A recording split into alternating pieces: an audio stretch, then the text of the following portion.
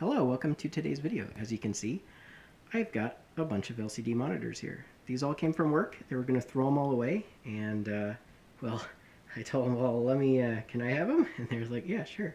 So I got all of these. They're all bad. They're all, well, I haven't checked them yet, but they all have sticky notes on them that say they're bad. And yeah, so loaded them all up into the Blazer and brought them home, and the one here on the floor has it's missing its little stand, so they must have had one that broke and they took it off of that. But these were manufactured all between around 2000 to 2005, which is right smack in the middle of the capacitor plug, which was between 1999 and 2007. If you don't know what the capacitor plug is, during that time frame, there was essentially a formula for the electrolyte in electrolytic capacitors was leaked out of a company to see. There were people trying to steal the formula, and the company leaked this out, or kind of had it as bait, and it was missing the stabilizer.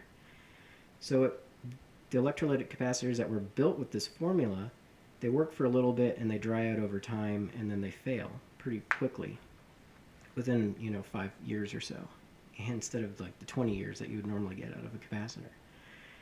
And they did this on purpose because there were some inside espionage things going on, and so they leaked this out to try to find the culprit. Well, unfortunately, it got out. That formula got out. It made it to China, and they started mass producing these things, and they were manufacturing fake capacitors, so like Rubicon capacitors and Nichon, and like all of the Japanese capacitors that were supposedly made in Japan were actually made in China with this incorrect formula, and that caused all kinds of problems with consumer electronics within that time frame.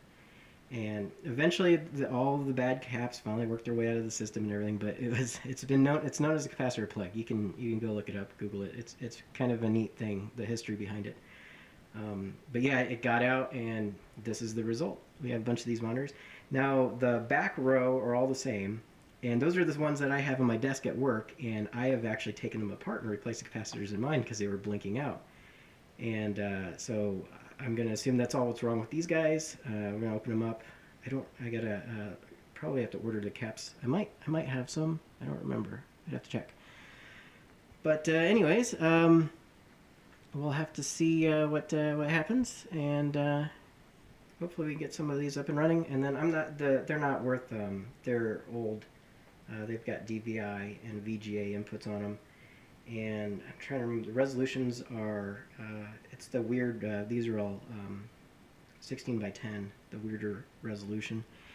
And what I'll probably do is fix them up and then sell them for a few bucks at work, just to cover my repair costs. And that'll be the plan. I'll keep a couple because I've got old 21-inch CRT monitors that I believe also came from work when they were throwing those away. When we upgraded all the LCD monitors, we ended up with all the I ended up taking home a bunch of the CRTs, and I still use them, so finally get to upgrade to, I'll keep a couple of them for me.